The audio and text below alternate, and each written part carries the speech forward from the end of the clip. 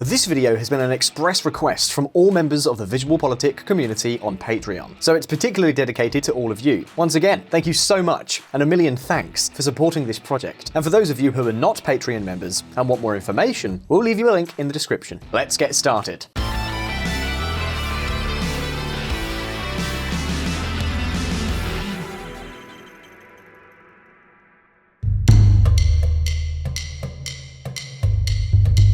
A vast continent full of riches and a rapidly expanding population. The last continent to join modernity. A land of infinite opportunities. A territory on which the People's Republic of China has focused its attention and into which it has poured its capital. Chinese money and companies now spread throughout this continent, something that is generating many concerns in the West. Over the last few decades, the economic and social landscape in Africa has begun to change. From despair, there was a shift to almost total optimism. A fierce and irrepressible optimism. From 2000 to 2018, extreme poverty was reduced by more than 30%, average life expectancy increased by more than 10 years, and infant mortality was halved. In addition, some economies began to evolve so fast that they got their own label, the African lions. Suddenly, the last continent, the forgotten continent, was beginning to take off. So, how could we not get caught up in the excitement when at last, finally, Africa was ready to start the race for modernity? Hold your horses though, because the SARS coronavirus 2 pandemic has dealt a severe blow, and I'm not just talking about the impact on health. In the midst of all this euphoria, investment projects began to mushroom across the continent. Obviously, investment has to be financed. But as Africa was growing, that was no longer a problem. Quite the contrary. With interest rates at rock bottom in developed countries, many agencies and institutions around the world began to channel more and more capital flows to Africa, causing the continent's external debt to double in just a few years. It wasn't a problem. They could afford it. Economies were growing so much that external debt was not a burden. In relative terms, for many countries, their situation apparently even improved. But of course, with the impact of the pandemic, that scenario was turned upside down virtually overnight.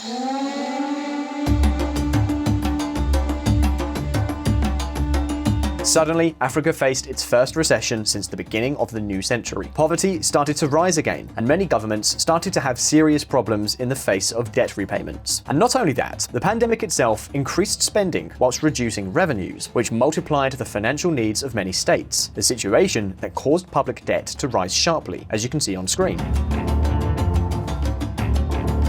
To make matters worse, the rating agencies downgraded the credit rating of a lot of countries, to the point that today, 93% of African governments assessed by these agencies are below investment grade. That is, their debt is considered junk bonds, which means much less available money and much more expensive money. We are talking about a debt problem, a problem that could eventually lead to a financial and economic crisis. Countries as prosperous as Kenya, Ethiopia, and Cameroon have started to have some problems in the last decades. And this is where all the alarm bells have gone off. Firstly, because of the risk of new humanitarian crises in Africa, and secondly, because of the geopolitical risk that this entails. Because if we're talking about debt and Africa, we also need to be talking about China. For example, the United States government, during the time of the Trump administration, went so far as to denounce the perverse use by the People's Republic of China of what is known as debt trap diplomacy. Now, what were they getting at? And is there any truth to it? How far do China's intentions go? What on earth is the US government even talking about? Listen up. China's buying up of Africa. Since Xi Jinping came to power, Africa has gained more and more prominence in Chinese diplomacy. As president of the Asian giant, in addition to promoting forums and meeting spaces, the Chinese leader has made 4 tours of the continent. So we could say that Xi Jinping's presence in Africa has been much greater than that of any other major international leader. And it shows. Chinese politics have followed in the footsteps of China's growing economic ties with Africa. Or perhaps it was economics that followed politics. Which came first, the chicken or the egg? The thing is that since 2000, China's trade with Africa has increased by over 2,000% to reach over $200 billion in 2019. And that is not all. If in 2006 there were 800 Chinese state-owned companies operating on the African continent, today there are more than 10,000 public and private companies present, which has made China also become, along with the United Kingdom and France, the largest investor in the region. To give you an idea, 40% of the infrastructure market, a significant percentage of mining activity, and more than 12% of all industrial production in Africa is already in the hands of Chinese companies. Companies like Transsion, the Shenzhen-based mobile phone manufacturer that leads the African market and operates local factories. Factories like the one that opened in 2011 in Addis Ababa, the capital of Ethiopia, where it manufactures more than 1 million mobile terminals each year.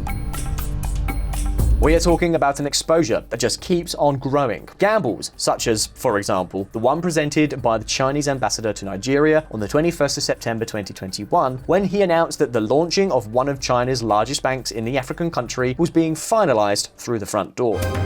China has chosen Nigeria for a specific reason: its oil. Nigeria, being an OPEC member state, records its oil sales in dollars. This move is to persuade the energy sector in Nigeria to accept payments for its oil in yuan. Arthur Dong, professor of strategy and economics at Georgetown University, McDonough School of Business. But wait a minute, because if one thing has stood out in recent years, it has been debt. You see, China has become the largest foreign lender in all of Africa. According to Johns Hopkins University's Africa-China Initiative, official borrowing by China's government and large state-owned enterprises totaled more than $150 billion between 2000 and 2018. As an example, over the past 2 decades, China has financed 1 in 5 infrastructure projects on the continent. And take note, because many of these loans, whose specific terms and conditions are kept secret at Beijing's express request, apparently include strategic sovereign assets as collateral, or even payment with raw materials. This could be the case in Angola, for example, the country that has received the most loans from China by far, and the repayment of which would be made largely with barrels of oil. As we shall see, this could be one of the Asian powers' main objectives. But regarding the debt to China, look at what Uganda's finance minister said in a 2018 letter to President Museveni. Given what is happening in our peer countries as regards to China debt, we strongly believe we should protect our assets from possible takeover. Matija Kashija, Minister of Finance of Uganda in 2018. So with all this in mind, I think there are a few questions that we need to ask ourselves. What exactly is China looking for in Africa? Is there a debt trap? And if so, what would be the implications for the African continent of this whole process we have described? Listen up.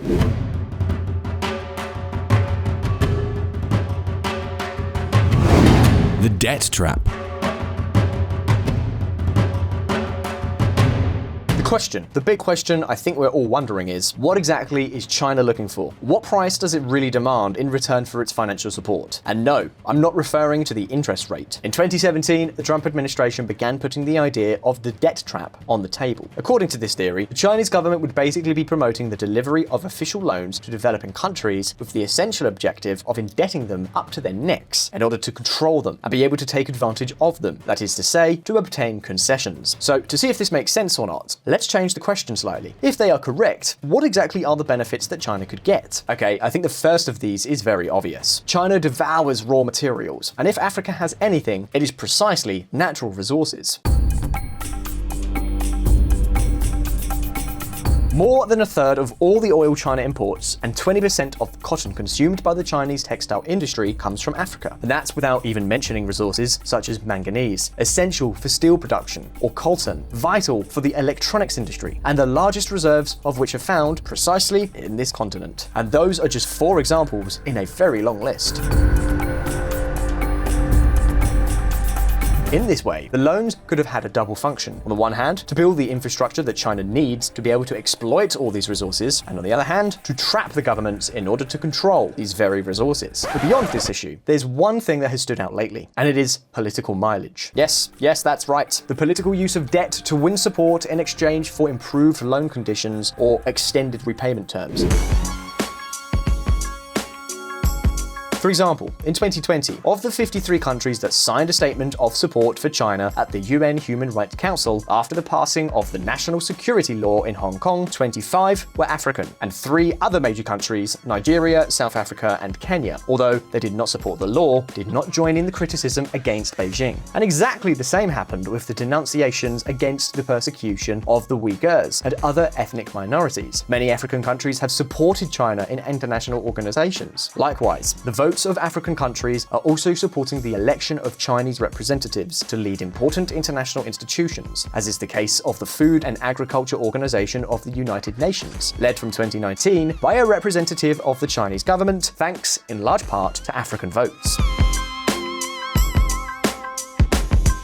Okay, so it's clear that all of this is happening. The debt granted to African governments gives Beijing a huge negotiating leverage. But is this the whole story? Africa needs capital. It needs infrastructure. It needs investment. And here, China could be playing an important role. Because the question we can ask ourselves is, has Africa improved or not improved over the last 2 decades?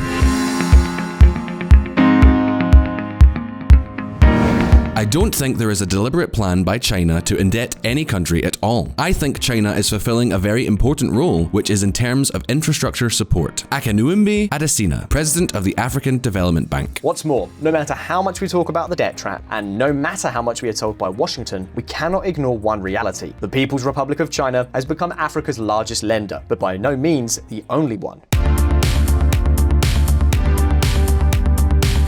China controls about 25% of Africa's external debt, which is a lot, yes, but it also means that the remaining 75% is in the hands of other countries or agencies. Just the World Bank and the IMF have close to as much presence in Africa's debt as China. It's only Zambia, Djibouti, and the Democratic Republic of Congo that have the majority of their debt in Chinese hands. But let's recap. China is gaining political mileage out of its growing relations with Africa, but apparently Africa needs Chinese investments. Hold on though, because there is another factor to consider. Not everything is so straightforward. China funds whatever it wants, which is fine, but we need to be clear about that. China funds whatever it wants. And do you know what? Maybe the problem lies in the fact that many of the projects promoted do not make economic sense, which is exactly what has happened within China itself. For example, a 2016 Oxford University study found that more than half of all infrastructure projects in China over the past 30 years have underperformed. According to this study, only 28% of the projects could be considered economically interesting. Put another way, what if the Chinese model doesn't work? The Chinese government generates enough resources to waste on oversized or unnecessary infrastructure, but that is not the case with African governments. Perhaps this is an unintended consequence of China's debt. There needs to be a lot of caution on this issue.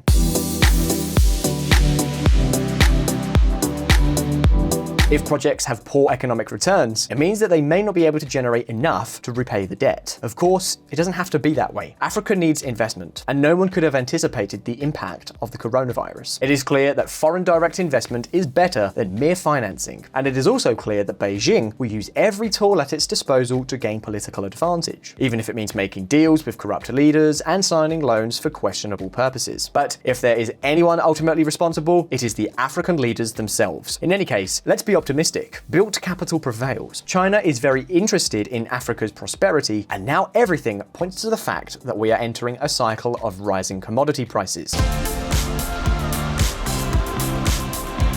A cycle that could give the African continent the resources it needs to overcome the blow dealt by the pandemic and return to the growth path it has been maintaining for the last 20 years. I don't know, personally, what do you want me to say? Maybe there's such a thing as debt diplomacy, but I don't think that we should exaggerate or look for ghosts around every corner. If the Chinese presence in Africa is a concern, what Western governments will have to do is look for ways to improve investment in this continent and the integration of African countries into the global economy. But this is just an opinion, my opinion. Now, it's your turn. Do you think China is really using debt strictly as a political weapon? What do you think Western powers should do? Should they fight back? Should they counter China's growing influence in Africa? Leave your answer below in the comments. And as always, if you found this video interesting, don't forget to give it a like. Thank you very much to all the patrons who support us and have made this video possible. Take care. We'll see you next time.